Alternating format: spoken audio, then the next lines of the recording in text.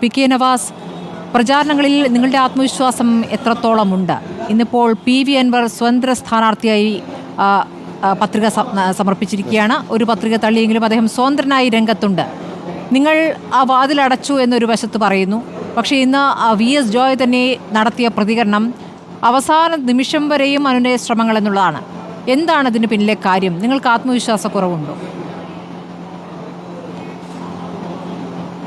അല്ല സ്മൃതി, ഞങ്ങൾക്ക് ഒരു ആത്മവിശ്വാസക്കുറവുമില്ല എന്ന് മാത്രമല്ല, ഇന്നലെ ഞങ്ങളുടെ കൺവെൻഷൻ നിങ്ങളെല്ലാവരും കണ്ടതാണ്.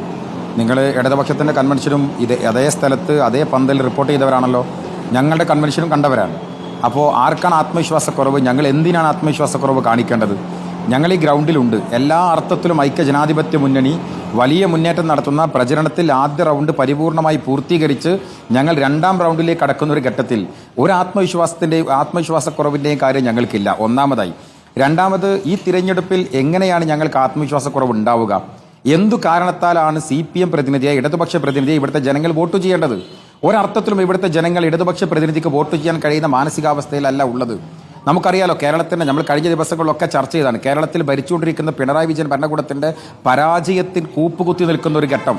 അത് മാത്രമാണോ? നിങ്ങൾ ഈ നിയമസഭാ മണ്ഡലത്തിൽ, നിങ്ങളുടെ റിപ്പോർട്ടർമാരൊക്കെ ഉണ്ടല്ലോ, നിങ്ങൾ ഈ നിയമസഭാ മണ്ഡലത്തിൽ ജനങ്ങളോട് സംസാരിക്കണം. ഈ നിയമസഭാ മണ്ഡലങ്ങളിലെ പ്രധാനപ്പെട്ട പ്രശ്നങ്ങളിൽ ഈ പറയുന്ന ഇടത് സ്ഥാനാർത്ഥിയോ ഇടത് മുന്നണിയോ എന്തു നിലപാട് സ്വീകരിച്ചോ എന്ന് പരിശോധിച്ച് നോക്ക്. നമുക്കറിയാം, ഇവിടെ ഈ വന്യജീവി അക്രമവുമായി ബന്ധപ്പെട്ട് വലിയ തരത്തിലുള്ള പ്രശ്നങ്ങളുണ്ട്. മുത്തേടം പഞ്ചായത്തിലും കരുളായി പഞ്ചായത്തിലും ഉൾപ്പെടെ വന്യജീവി അക്രമത്തിൽ മരണപ്പെട്ടു പോകുന്ന സാഹചര്യം ഉണ്ടായിട്ടുണ്ട്. ഈ വിഷയവുമായി ബന്ധപ്പെട്ട് എന്ത് നീക്കുപോക്കലാണ്, എന്ത് ഇടപെടലുകളാണ് ഇടതുപക്ഷമോ ഈ ഗവൺമെന്റോ ചെയ്തിട്ടുള്ളത്? വേണ്ട, ഇനി പോകട്ടെ. ഈ പ്രദേശത്തുകാർ നാട്ടുകാരായ രണ്ട് സ്ഥാനാർത്ഥികൾ മത്സരിക്കുന്നു എന്നാണല്ലോ പറയുന്നത്. മുത്തേടത്ത് ഈ പ്രശ്നം ഉണ്ടായപ്പോൾ ഞങ്ങളുടെ സ്ഥാനാർത്ഥിയുടെ സാന്നിധ്യം ആ പ്രദേശത്തുണ്ടായിരുന്നു. രാഷ്ട്രീയ പാർട്ടിയുടെ നേതാവ് എന്ന രീതിയിൽ അദ്ദേഹം നിർവഹിക്കേണ്ട ദൌത്യം എന്താണ്? അവിടെ എത്തുകയും ജനങ്ങൾ ആശ്വസിപ്പിക്കുകയും ചെയ്യണം അദ്ദേഹത്തിന്റെ ദൌത്യമാണ്.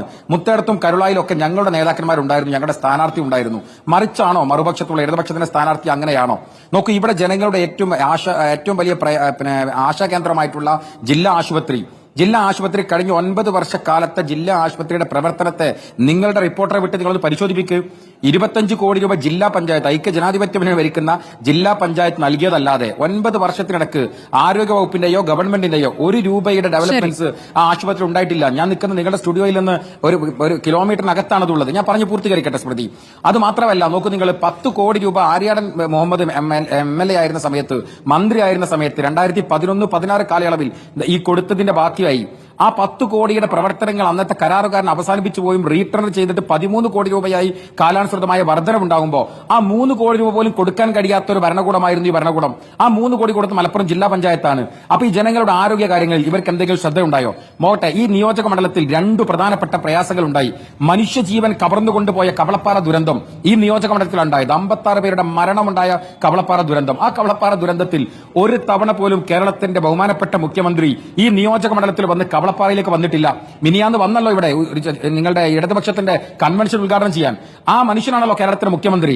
അദ്ദേഹം കവളപ്പാറയിൽ 56 പേരുടെ ജീവൻ കവർന്നെടുത്ത ഒരു ദുരന്തം ഉണ്ടായിട്ട്, സകലതും സമ്പത്തും സ്വത്തും വീടും എല്ലാം നഷ്ടപ്പെട്ടു പോയ ഒരു ജനത ഉണ്ടായിട്ട്, ആ ജനതയുടെ അടുത്തേക്ക് ഇന്നേവരെ വന്നു നോക്കാത്തൊരു മുഖ്യമന്ത്രി കഴിഞ്ഞ ദിവസം വന്നിട്ട് ഇടതുപക്ഷത്തിന്റെ സ്ഥാനാർത്ഥിയെ കൈ ഉയർത്തിയിട്ട് നിങ്ങൾ വിശ്വസിച്ചോളൂ എന്ന് പറഞ്ഞാൽ ഈ ജനങ്ങൾ ആരെയാണ് സ്മൃതി വിശ്വസിക്കേണ്ടത്? നോക്കൂ, ഞങ്ങൾക്ക് കഴിഞ്ഞ 1 വർഷം മുൻപാണല്ലോ വയനാട് ദുരന്തം ഉണ്ടായത്. ആ വയനാട് ദുരന്തം ഞാൻ ഇതുകൂടി പറഞ്ഞ് അവസാനിപ്പിക്കാം. ആ വയനാട് ദുരന്തം ഉണ്ടാകുമ്പോൾ 283 മനുഷ്യ ശരീര അവശിഷ്ടങ്ങളോ ആണ് ഈ നിലമ്പൂർ നിയോജക മണ്ഡലത്തിൽ ഒഴുകിപ്പോകുന്ന പുഴയിൽ നിന്ന് നമ്മൾ കണ്ടെടുക്കുകയും ഇവിടുത്തെ ജനങ്ങൾ ഒരുമിച്ച് കണ്ടെടുക്കുകയും ജില്ലാ ആശുപത്രിയിൽ കൊണ്ടുപോയി സംസ്കരിക്കുകയും ആരോടാണെന്ന് തിരിച്ചറിയാത്ത വലിയ പ്രതിസന്ധി ഉണ്ടായത്. 15-20 ദിവസം ഈ നിയോജക മണ്ഡലത്തിലെ മുഴുവൻ ജനങ്ങൾ ഒരുമിച്ചാണ് അതിന് സംസ്കാര ചടങ്ങുകൾക്ക്, ബോഡി കണ്ടെത്തുന്നതിற்கு പുഴയിൽ തടകെട്ടി ഈ പറയുന്ന മനുഷ്യ ശരീരങ്ങളുടെ അവശിഷ്ടങ്ങൾ കണ്ടെടുക്കാനൊക്കെ നേതൃത്വം കൊടുത്തത് നാട്ടുകാരനായ സ്ഥാനാർത്ഥിയാണല്ലോ ഇടതുപക്ഷത്തിന്റേത്. ഒരു ചിത്രം നിങ്ങൾക്ക് എവിടെയെങ്കിലും കാണിക്കാൻ കഴിയോ? നിങ്ങളുടെ ചാനൽ ഉൾപ്പെടെ ഉണ്ടെന്ന് പറഞ്ഞ് ചിത്രം കാണിച്ചത് 2019 കവളപ്പാറ ദുരന്തത്തിന്റേതാണ്. അപ്പൊ ഈ നാടിന്റെ ദുരന്തം ഉണ്ടാകുന്നിടത്ത് എവിടെയും ഇല്ലാത്ത ഒരു ഇടതുപക്ഷം, ഈ നാടിന്റെ ദുരന്തങ്ങൾ, ഈ നാടിന്റെ പ്രയാസങ്ങൾ, നാടിന്റെ പ്രതിസന്ധികൾ എവിടെയും ഇല്ലാത്തൊരു മുഖ്യമന്ത്രി, അവിടെ എവിടെയും കാണാത്തൊരു സ്ഥാനാർത്ഥി ഞങ്ങളുടെ സ്ഥാനാർത്ഥിയാണെങ്കിൽ ഈ നാടിന്റെ എല്ലാ പ്രവർത്തനങ്ങളും മുന്നിൽ നിൽക്കുന്ന ഒരു സ്ഥാനാർത്ഥി. അതുകൊണ്ട് ഞങ്ങൾ തികച്ചും വിശ്വസിക്കുന്നു, ആത്മവിശ്വാസക്കുറവിന്റെ ഒരു നാമ്പ് പോലും ഞങ്ങൾക്കില്ല. 100% ആത്മവിശ്വാസത്തിൽ ബഹുമാനപ്പെട്ട പ്രതിപക്ഷ നേതാവ് ഇന്നലെ പറഞ്ഞതുപോലെ എല്ലാ അർത്ഥത്തിലും ആത്മവിശ്വാസത്തിൽ ഈ തിരഞ്ഞെടുപ്പിനെ ഞങ്ങൾ നേരിടുകയാണ്. വമ്പിച്ച ഭൂരിപക്ഷത്തിൽ ഐക്യ ജനാധിപത്യ മുന്നണിക്ക് ജയിക്കാൻ കഴിയുമെന്ന കാര്യത്തിൽ രണ്ടാമത് ആലോചനയുടെ ആവശ്യമില്ല.